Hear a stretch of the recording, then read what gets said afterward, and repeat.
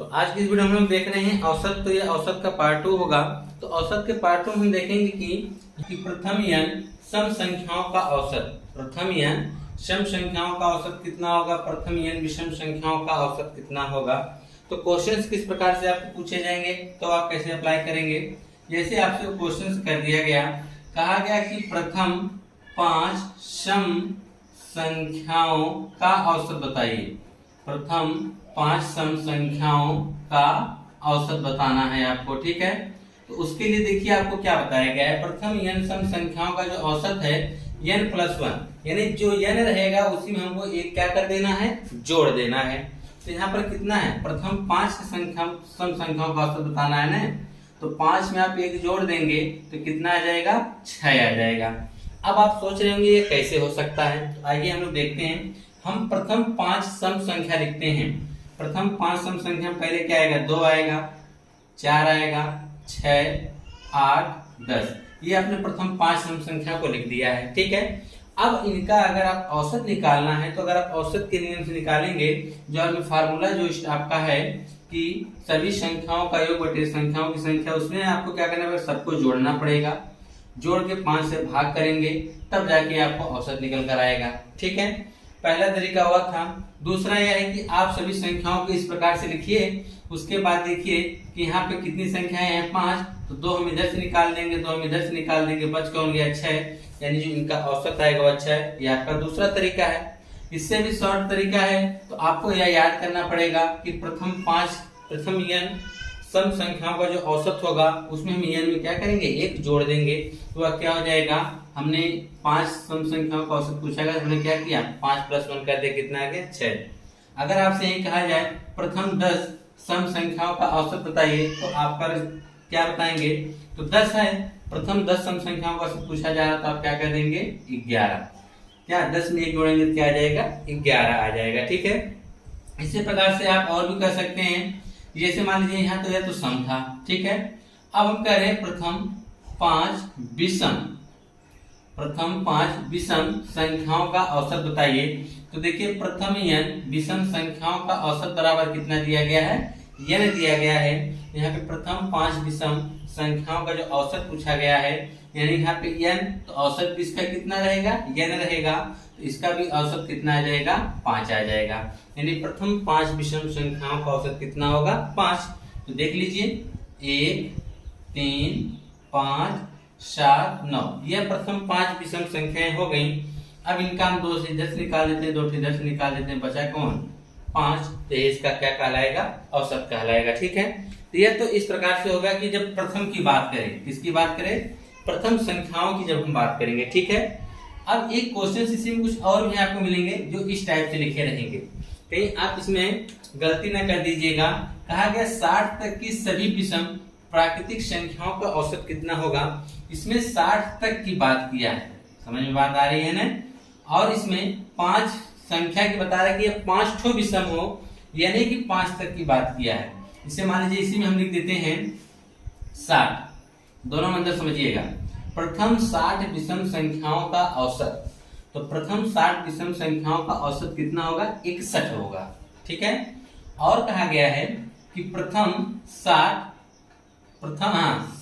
तक की सभी विषम प्राकृतिक संख्याओं का औसत जब आपसे पूछा जाएगा, या 60 तक की बात कर रहा है, और भी क्या बताना है, सभी विषम संख्या। तो सभी विषम संख्या में 60 तक की देखिए क्या आ सकती हैं, 1 आएगा, 2 आएगा, 3 आएगा, ठीक है। ऐसे करते करते 60 तक की पूछा है, तो 60 देखिए आपका क्या है, 60 तो आपका हो जाएगा सम संख्या हो जाएगी, यानी इससे पहले, यानी 59, क्या आ जाएगा, 59 आ जाएगा। यानी यहाँ 1 से लेके 59 तक हो गया कि नहीं। अब आपको देखना पड़ेगा इसमें टोटल पद कितने होंगे, ठीक है। क्या निकालना पड़ेगा, इस कंडीशन में आपको निकालना पड़ेगा टोटल पद। उससे अच्छा आप क्या करेंगे, अब उसको निकालने के लिए आपको लगाना पड़ेगा यह वाला फार्मूला, ठीक है, कि an बराबर a + n-1 × d, ठीक है। अब इस फार्मूले का उपयोग करने से अच्छा है आप सीधा नहीं करिए, पहले और आखिरी को जोड़ दीजिए, पहले और आखिरी को जोड़ के 2 से कर दीजिए भाग। तो 1 और 59 जोड़ने कितना होगा, 60/2, कितना आ जाएगा, 30। देख रहे हैं कि नहीं। यह वाला तरीका सबसे बेस्ट है, इसमें कोई फार्मूला याद नहीं करना है। बस एक चीज का आपको ध्यान देना है कि जो संख्याओं में अंतर होना चाहिए वो समान होना चाहिए। अगर संख्याओं में अंतर समान है तो आप ये पहले और आखिरी को जोड़ के 2 से भाग कर दीजिए, उसका औसत निकल कर आपके सामने आ जाएगा। ठीक है, और जैसे कि दोनों में अंतर आप देख सकते हैं, इसमें प्रथम 60 का जो औसत आया वो 61 आया है। इसमें 60 तक की जो हम संख्या निकाले थे, कहा गया था ना 60 तक की सभी प्राकृतिक संख्याओं का औसत निकाले, 60 तक की प्राकृतिक विषम संख्याओं का जो औसत आएगा वो कितना आएगा, 30 आएगा। ठीक है, और आइए एग्जाम्पल को समझते हैं इसी तरह से। जैसे कि दूसरा हम देखते हैं, दूसरे में क्या कहा गया है कि 50 तक की सभी विषम सम प्राकृतिक संख्याओं का औसत। देखिए इसमें सम की बात किया है, तो आप वही लिखेंगे 2 4 6 कहां तक, 50 तक। और 50 भी क्या करेंगे हम लिखेंगे, क्योंकि 50 भी एक सम संख्या है। ठीक है, अब 50, अब इसमें आप टोटल या देखेंगे इसमें टोटल कितने पद हैं, आपको पद निकालना पड़ेगा। तो पद निकालने से अच्छा है आप क्या करेंगे, इसका औसत ही निकालना है ना, तो पहले और आखिरी को जोड़ दीजिए। 50 प्लस 2 बटा 2 कर देंगे, 50 में कितना होगा 52 बटा 2 बराबर, जब भाग कर देंगे कितना आ जाएगा 26। यानी उसका जो औसत आएगा वह कितना आएगा, 26 आएगा। कितना आएगा, 26 आएगा। कहां तक, 50 तक की सभी सम प्राकृतिक संख्याओं का औसत। इसी तरह से हम और भी दोनों में डिफरेंट करके क्वेश्चंस देखते हैं। जैसे कि अब थोड़ा से आप लोग देखिएगा, क्वेश्चन से पूछा जाएगा कि प्रथम 50 सम संख्या का औसत, सम संख्या का औसत क्या पूछाएगा, प्रथम 50 सम संख्या का औसत बताइए। तो प्रथम 50 सम संख्या का औसत कितना हो जाएगा, और आपको देखिए प्रथम 50 तो सम होनी चाहिए, क्या तो सम संख्या होनी चाहिए, 50 तो सम संख्या होनी चाहिए। समझ में आ रहा है, 50 तक की बात नहीं किया है, 50 तक की बात नहीं किया, 50 ठो सम संख्या होनी चाहिए। तो उनका जो औसत आएगा, तो 50 में हम एक जोड़ देंगे तो कितना आ जाएगा 51। उसका जो औसत आएगा वो कितना आएगा, 51 आएगा। और भी हम क्वेश्चन ले लेते हैं। जैसे हमने कह दिया कि 53 तक के सम संख्या का औसत, सम संख्या का औसत, ध्यान दीजिएगा। अब देखिए, अब ये थोड़ी इसमें कहा है कि 53 तो सम संख्या है, नहीं, 53 तक, कहां तक, 53 तक की सभी सम संख्याओं का औसत बताना है। तो पहली सम संख्या क्या होगी, 2 4 6, ऐसे करते करते हम 53 तक आएंगे। क्या 53 सम संख्या है, जी बिल्कुल नहीं। तो आप 53 नहीं लेंगे, बल्कि क्या ले लेंगे, 52 लेंगे। ठीक है, 52 एक सम संख्या है। अब इनका औसत निकालना है, तो आप पहले और आखिरी को जोड़ दीजिए ना, 52 प्लस 2 करके 2 से कर दीजिए भाग, 52 2 कितना होगा 54 बटा 2, भाग कर देंगे कितना आ जाएगा, 27 आ जाएगा। ठीक है, इसी प्रकार से और भी क्वेश्चंस देख लेते हैं। जैसे कि आपसे कह दिया जाए कि आप बताइए यहां पर 60 विषम संख्या का औसत। ठीक है, इसे आपने अभी लगाया है, तो क्या किया था आपने कि 60 विषम संख्या का औसत के लिए आपने क्या किया था, इसका जो विषम संख्या का औसत आएगा वो कितना आएगा, देखिए 60 आएगा। 60 विषम संख्या बताना है। अगर यहीं पे लिखते 60 तक की विषम संख्या का औसत बताना था, तब तो 60 नहीं होगा, तब कुछ अलग होगा। क्या, 1 2 3 से करते करते कहां तक जाएंगे, 59 तक। इन दोनों को हम जोड़ देंगे। ठीक है, जब इन दोनों को हम जोड़ेंगे तो कितना आएगा 60, और 60 में करेंगे 2 से भाग तो कितना आएगा 30 आएगा।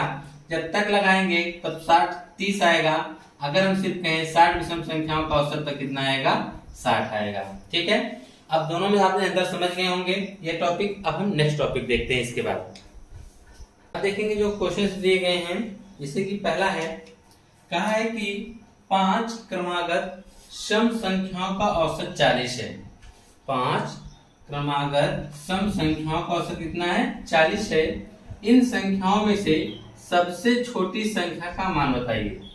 कोई 5 क्रमागत सम संख्या है, यानी 1 2 3 4 5, ये कोई 5 संख्याएं हैं, और वो भी कैसी संख्याएं हैं, सम संख्याएं हैं। ठीक है, तो आप बताइए, अब यहाँ पे कोई भी 5 संख्या अगर होगी, उसका जो औसत आएगा, 2 इधर से निकाल देंगे 2 इधर से निकाल देंगे, यही जो संख्या आएगी वही क्या कहलाएगा, उसका औसत कहलाएगा। तो यहाँ पे जो औसत का मान दे रखा है वह कितना दे रखा है, 40।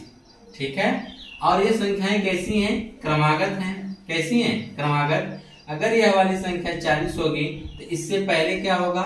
38 होगा, फिर क्या होगा? 36 होगा, इसके बाद क्या होगा? 42 होगा, फिर क्या होगा? 44 होगा। तो यही पांचों आपकी क्या है? 5 क्रमागत संख्याएं हैं, 36, 38, 40, 42, 44। ठीक है। तो पूछा इनमें सबसे छोटी संख्या, तो सबसे छोटी संख्या कितने होगा? 36 होगा। यानी ऑप्शन जो भी आपका हो उसका जो आंसर आएगा वो क्या आएगा? 36 आएगा। तो इस प्रकार से आप बता सकते हैं कि जब 5 कोई क्रमागत संख्या हो तो जो बीच वाली संख्या होती है उसी को हम लोग औसत बनाते हैं। औसत आपको पता चल गया कि वह जो बीच वाली संख्या वह 40 है, तो हम और 4 संख्या बना सकते हैं। जैसे 40 के बाद कौन सी संख्या सम आएगी? 42, 42 बाद क्या आएगा? 44, इसके पहले 38, 38 पहले 36। यह क्यों है? क्योंकि इसने क्रमागत बोला है। क्या बोला है? क्रमागत बोला है। ठीक है। इसी प्रकार से हम दूसरा सवाल देखते हैं। दूसरे वाले में आपसे क्या कह रहा है? दूसरे वाले में कहा है आपसे कि 5 क्रमागत संख्याओं का औसत 100 है। अब इसने यह नहीं बताया है कि सम है या विषम है, सिर्फ उसने यह बताया है कि 5 क्रमागत संख्याओं का औसत कितना है? 100 है। तो पहली संख्या ज्ञात कीजिए। कौन सी संख्या ज्ञात कीजिए? पहली संख्या ज्ञात कीजिए। तो यहाँ पे देखिए 1, 2, 3, 4, 5, ये 5 संख्याएं हैं और आपको पता है कि ये बीच वाली जो संख्या होगी वही आपका औसत होगा। तो औसत इसका कितना दे रखा है? 100। यानी बीच वाली संख्या आपने पता कर लिया कि कितना होगा? 100 होगा। अब यह सिर्फ क्रमागत की बात कहा है, न कि सम और विषम की। तो इसके बाद 100 के बाद क्या आता है? 101, 101 के बाद 102। इससे पहले हम देखेंगे तो क्या आता है? 99। और भी इससे पहले देखेंगे कितना आता है? 98। तो पहली संख्या पूछा है तो पहली संख्या कितनी होगी? 98 होगा, 98 होगा। ठीक है। तो आपको समझ में आ जाना चाहिए कि औसत जब देगा हमारी ठीक बीच वाली संख्या हमको हमारी जो होगी वही हमारा औसत होगा। जैसे बीच वाली संख्या मिल गई है तो इसने क्रमागत बोल दिया है। अब क्रमागत में सम विषम का नाम नहीं लिया है, जिसका मतलब वो कंटिन्यू संख्या होगी। यानी 100 मिल गया, 100 के बाद 101, 102, 100 के पहले 99 और 98 हो जाएगा। ठीक है। अब इसके बाद तीसरा वाला इसका देख लेते हैं। तीसरे वाले में क्या आपसे कहा जा रहा है? इसमें ध्यान से देखिएगा। कहा गया है 5 क्रमागत संख्याओं का औसत 10 है। 5 क्रमागत संख्याओं का औसत कितना दे रखा है? 10 है। तो बीच वाली संख्या पूछा है आपसे। कौन सी संख्या पूछा है? 20। यानी 1, 2, 3, 4, 5, 5 संख्याएं हो गई और बीच में संख्या कौन सी पड़ेगी? यही पड़ेगी।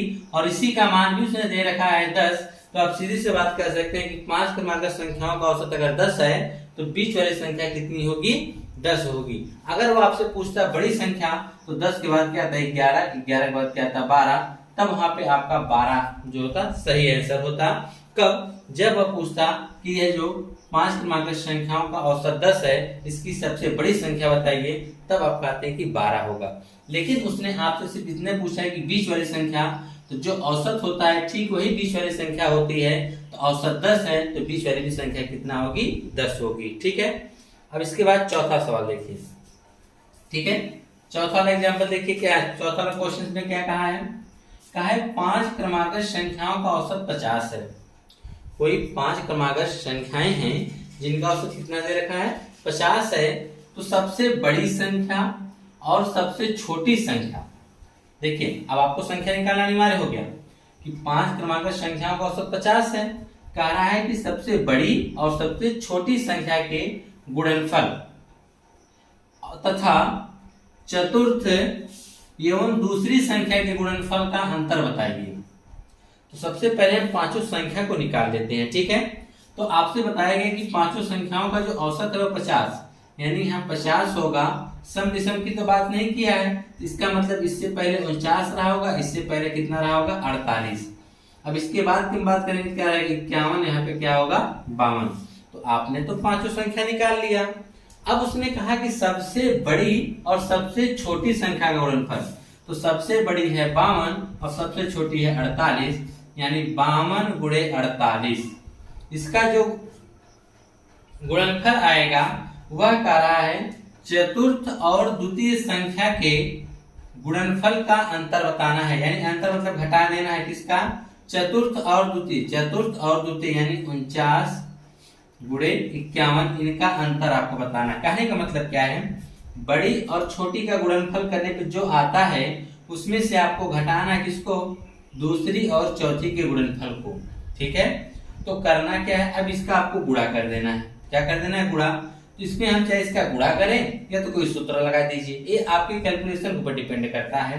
देखिए अब हम इसको सूत्र लगा देंगे, ऐसे 50 है 52, इसको 50 प्लस 2 कर देंगे, इसको क्या कर देंगे 50 माइनस 2, इसको भी हम क्या कर देंगे 50 माइनस 1 करेंगे, इसको भी हम क्या कर देंगे 50 प्लस 1 कर देंगे। ठीक है, आप देखिए एक क्वेश्चन में प्लस बी, दूसरे क्वेश्चन में माइनस बी, ए प्लस बी ए माइनस बी। ठीक है, तो आप इनका सीधी सी बात है, ए स्क्वायर माइनस बी स्क्वायर होगा, ए स्क्वायर मतलब 50 का स्क्वायर, 50 का स्क्वायर कितना होगा 250 माइनस 2 का स्क्वायर कितना होगा 4। अब यहाँ माइनस लगाए तो माइनस लगा दीजिए। अब देखिए अब यहाँ ये भी होगा ए स्क्वायर माइनस बी स्क्वायर, ए का स्क्वायर करेंगे कितना आएगा 2500। ठीक, यह माइनस यहाँ पे माइनस रहेगा, तो यह माइनस इसको क्या कर देगा प्लस कर देगा, एक का स्क्वायर करेंगे तो एक, 250 कट गया, माइनस 3 अगर आप एक जोड़ेंगे तो क्या आएगा -3 आ जाएगा। कितना आएगा इसका आंसर -3 आएगा।